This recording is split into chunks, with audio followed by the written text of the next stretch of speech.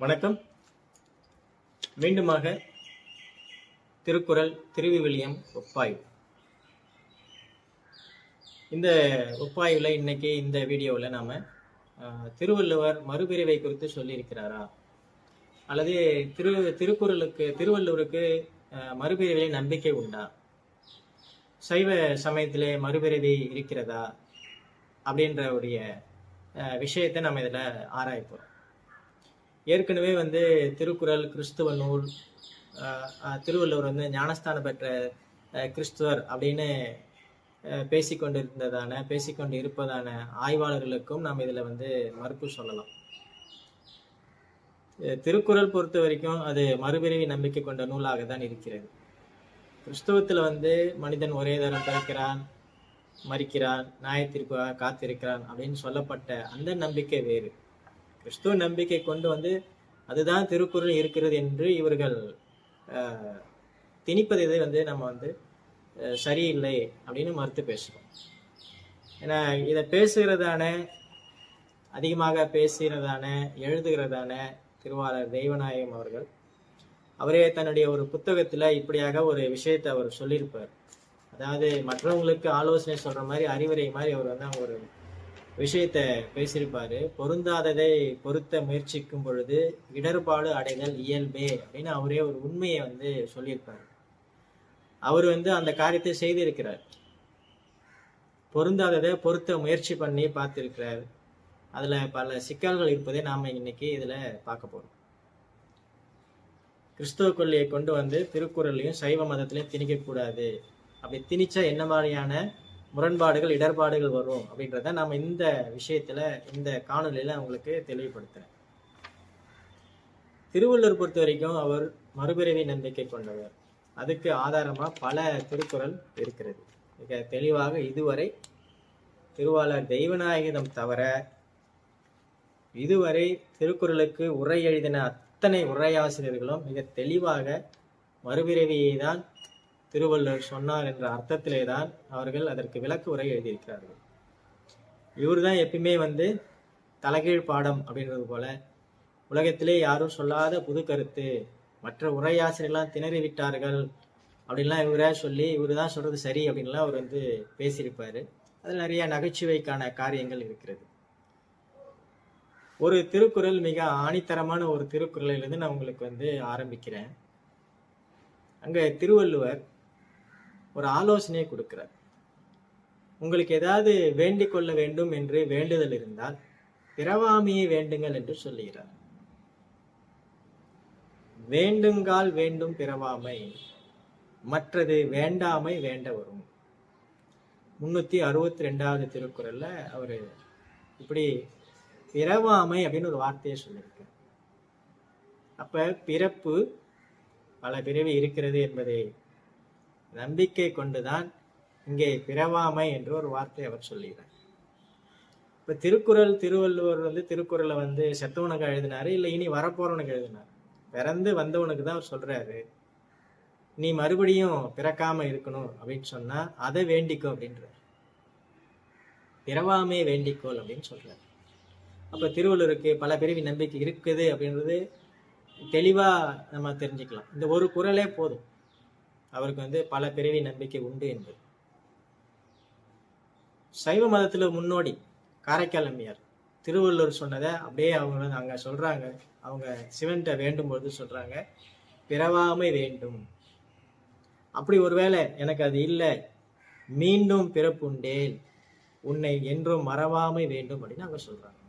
அப்ப பிறவாமை வேண்டும் தான் அவங்களும் கேட்டது. பல சித்தர்களும் இங்க இந்த மரணமில்லா பெருவாழ்வை நோக்கி தான் போனாங்க. மறுபடியும் இந்த பிறவி துன்பத்துல மாட்டிக்க கூடாது அப்படின்னு சொல்லி பல சித்தர்களும் மறுபடியும் பிறக்காத ஒரு நிலையை தான் அடையிறதுக்கு அவ்வளவு முயற்சி செய்து அவ்வளவு விஷயங்கள் அவர்கள் ஆராய்ச்சி செய்து நமக்கு கொடுத்து விட்டு சென்றிருக்கிறார்.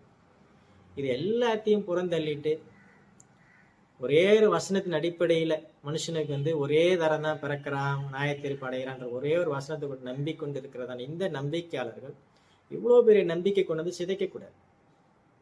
அதுல கொண்டு நீங்க அது பொருந்தாததை நீங்க இதுல பொருத்த முயற்சி பண்ணக்கூடாது. 200 ஆண்டுகள் முன்னாடி இந்த மரணமில்லா பெருவாழை சொன்னதை நான் வள்ளலார் என் மார்க்கம் இறப்பை ஒழிக்கும் மார்க்கம் அப்படின்னு சொன்னார். எல்லோரும் பிறவாமை வேண்டும் கேட்டாங்க. இவர் அதையே தான் கொஞ்சம் மாத்தி கேட்டார். நான் இறந்தாதானே மறுபடியும் வந்து பிறக்கணும், அதான் எனக்கு இரவாமை வேண்டும் இறைவா அப்படின்னு கேட்டு அதை பெற்றுக்கொண்டேன். இரவாமை ஈந்தான் என்று ஊதூது சங்கே அப்படின்னு திருவள்ளுவர் வள்ளல் ராமலிங்க சுவாமிகள் அழகாக நமக்கு சொல்லி இருக்கிறார். அப்ப இதன் அடிப்படையில் இங்கே சைவத்திலையும் சரி திருக்குறளிலும் சரி பல விரவி உண்டு, மறுபிறவி உண்டு என்பதை நான் இங்கே பதிவு செய்கிறேன்.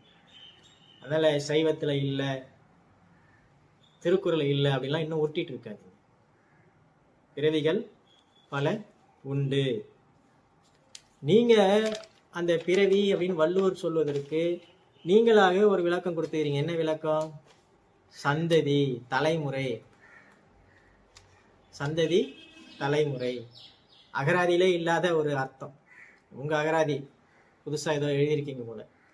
அதுல பிறப்பு அப்படின்னா சந்ததி, தலைமுறை நீங்களா எழுதி வச்சுக்கிட்டது போல. நானும் தேடி பார்த்தேன்.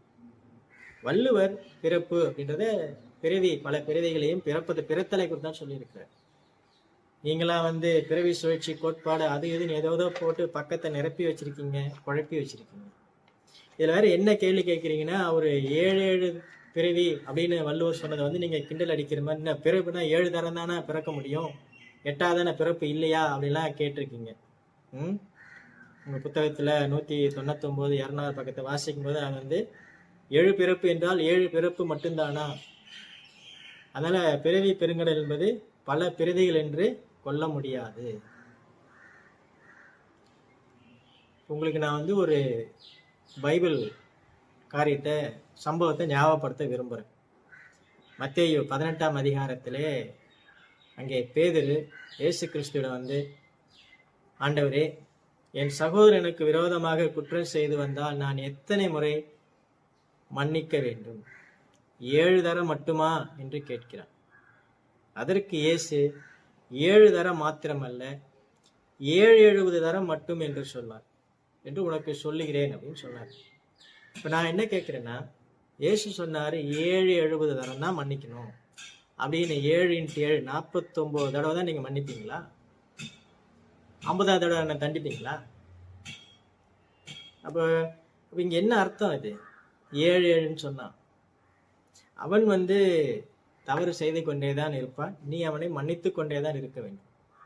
இது ஒரு முடிவில்லா செயல். அதே மாதிரிதான் இங்க திருவள்ளுவர் 7 என்ற பதத்தை அப்படிதான் பயன்படுத்தி இருக்கிறார். ஏதோ 7 பிறவினா 7 பிறவிதான் அப்படி இல்லை, அதுதான் பல பிறவி. இந்த பல பிறவி தான் வந்து வேண்டாம் அப்படின்னு, இத்தோட போதும் அப்படின்னு முடித்து கொண்டு செல்வதா மரணமில்லா பெருவாழ்வு. இதுதான் சித்தர்களும் வள்ளலாரும் செய்து சாதித்தது. இப்ப நீங்களா வந்து அதை வந்து சந்ததி, தலைமுறை அப்படிலாம் சொல்லி அதுல வேற இந்த 7 வகை பிறப்புக்கு நீங்க என்ன சொல்லணும், 7 நிலைன்னு ஒண்ணு விஷயத்த பேசியிருக்கீங்க. பொதுவா மனிதனுக்கு 7 பருவங்கள் இருக்கு. ஆண்களுக்கு ஒரு மாதிரியும் பெண்களுக்கு அந்த 7 பருவத்தை வந்து சொல்லுவாங்க இல்லையா? பேதை, பெதும்பை, மங்கை, மடந்தை, அறிவை, தெரிவை, பேரிளம்பெண் அப்படின்னு சொல்லுவாங்க. அதே போல ஆண்களுக்கு பாலகன், விடலை, காளை, தீனி, மரவோன், பிறவோன், முதுமகன் அப்படின்லாம் பல அந்த பருவத்தில் தான் இருக்கு. நீங்களாம் வந்து 7 நிலை அப்படின்னு ஏதோ ஒன்று பேசி அதில் ஒரு நிலையில் அவன் வந்து கற்றுக்கிட்டது வந்து அடுத்த 7 நிலைக்கும் அவனுக்கு வந்து பயன்படும். இது எப்படி? இது அர்த்தமற்ற ஒரு விஷயம் தானே. முதல்ல ஒரு நிலை, அது பாலக நிலை, நன்மை தீமை சரியா தெரியாது. அதில் அவன் தெரிந்து கொண்டது எல்லாமே முது வயதிற்கு வருமா? ஒவ்வொரு நிலையிலும் கற்றுக்கொள்ள வேண்டும்.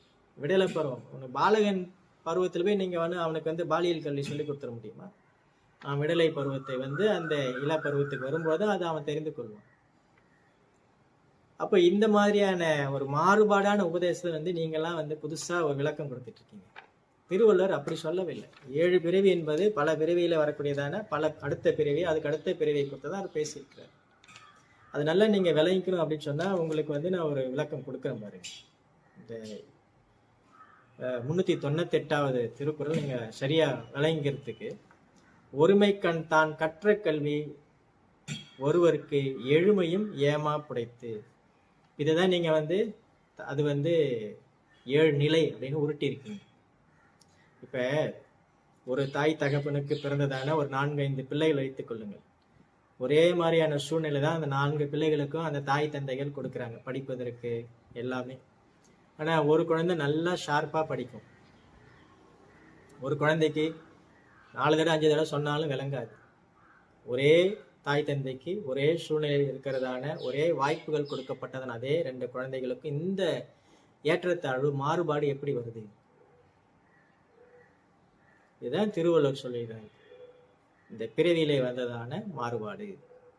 அவன் போன பிறவியில படித்த அளவுக்கு தகுந்தார்கள் இந்த பிறவியில அது அவனுக்கு கை கொடுக்கிறது. அதுதான் அங்க வள்ளுவர் சொல்ல நீங்க சரியா புரிஞ்சுக்கணும். ஒருமைக்கண் தான் கற்ற கல்வி ஒருவருக்கு எழுமையும் ஏமா புடைத்து.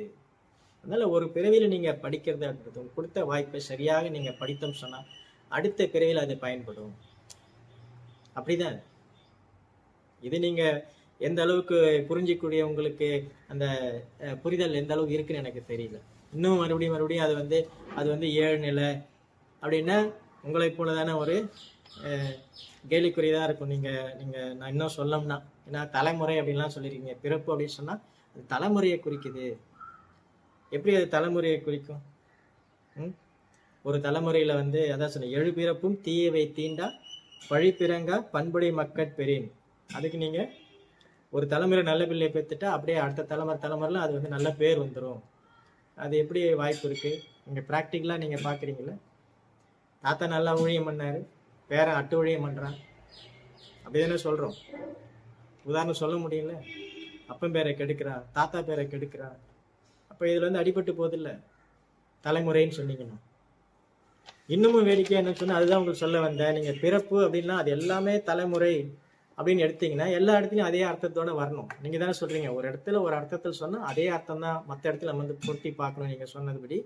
அப்ப நீங்க தலைமுறை பிறப்பு அப்படின்னு சொன்னா தலைமுறை சந்ததி அப்படின்னு சொன்னா பொருள் அல்லவற்றை பொருள் என்று உணரும் மருளான மானா பிறப்பு அப்படின்னு இங்க வள்ளுவர் பிறப்பு அப்படின்னு மானா பிறப்புன்னு சொல்றது என்ன தலைமுறையா சந்ததியா?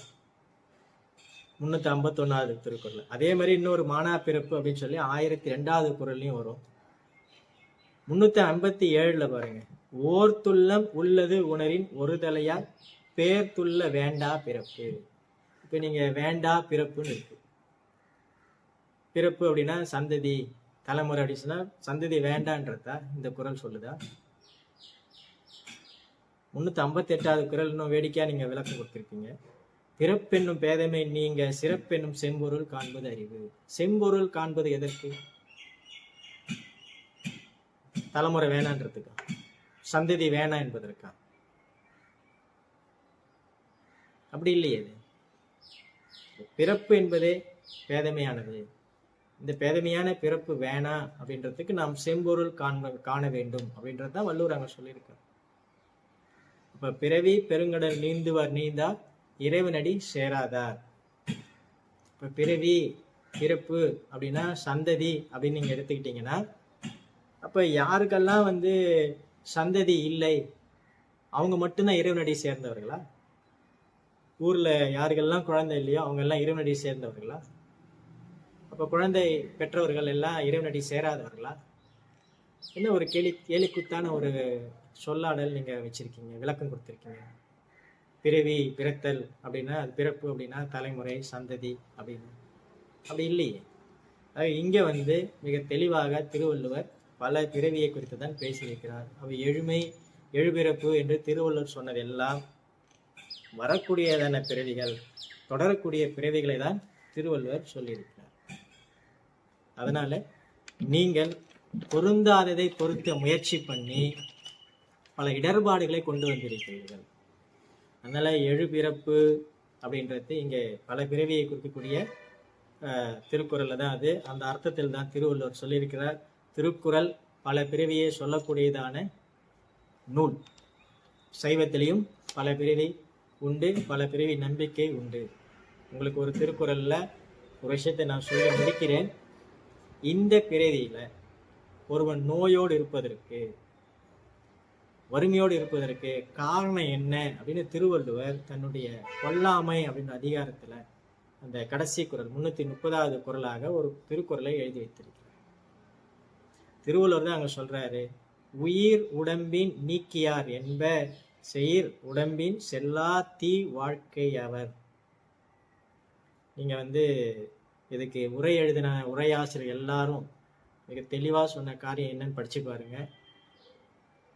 அவன் போல விரைவில செய்த கொலையினாலே தான், பல கொலைகள் அவன் செய்ததுனால இந்த பிறவியில உடம்புல நோயோடும் வறுமையோடும் பிறந்திருக்கிறான் அப்படின்னு திருவள்ளுவர் சொன்னதாக எழுதி வைத்திருக்கிறார். அதுல ஒரு மாற்று கருத்து இருக்க போறது. ஏன்னா திருவள்ளுவர் பல பிறவி நம்பிக்கையை ஏற்கனவே சொல்லி இருக்கிறார். பிறவி வேண்டாம் பிறவாமை என்பதை சொன்னவர். அப்ப பிறவாமை என்று சொன்னவர் பல பிறவி இருப்பதனாலே தான் பிறவாமையை குறித்து பேசியிருக்கிறார். அதனாலே திருக்குறள் பல பிறவி நம்பிக்கை கொண்டது. அதனாலே அது கிறிஸ்துவ நூல் இல்லை. கிறிஸ்துவ நூல் மிக தெளிவாக சொல்கிறது, பைபிள் தெளிவாக சொல்கிறது, மனுஷன் ஒரே தரம் தான் பிறக்கிறான், இறக்கிறான், நியாய தீர்ப்புக்காக காத்திருக்கிறான். இப்ப பைபிள்ல பல பிறவிய சொல்லப்பட்டதாக சொல்ல முடியாது. அதனால பைபிள் பிரகாரம் கிறிஸ்துவ நூல் அப்படின்னு சொன்னீங்கன்னா அது ஒரு பிறவியை குறித்து சொல்லக்கூடிய நூல் பைபிள். அப்ப அதன் அடிப்படையில பல பிறவியை குறித்து சொல்கிறதான இந்த திருக்குறள் கிறிஸ்தவ நூலாக இருப்பதற்கு வாய்ப்பே இல்லை. திருக்குறளில் பல பிறவியை சொல்லி இருக்கிறது, மறுபிறவியை குறித்தும் முற்பிறவியை குறித்தும் பேசியிருப்பதனாலே திருவள்ளுவர் பல பிறவி நம்பிக்கை உள்ளவர், முற்பிறவியிலே நம்பிக்கை உள்ளவர் என்பதை நான் ஆணித்தரமாக பதிவு செய்து மீண்டும் மற்றொரு திருக்குறள் திருவிவிலிய ஒப்பாய்விலை சந்திக்கிறேன். நன்றி, வணக்கம்.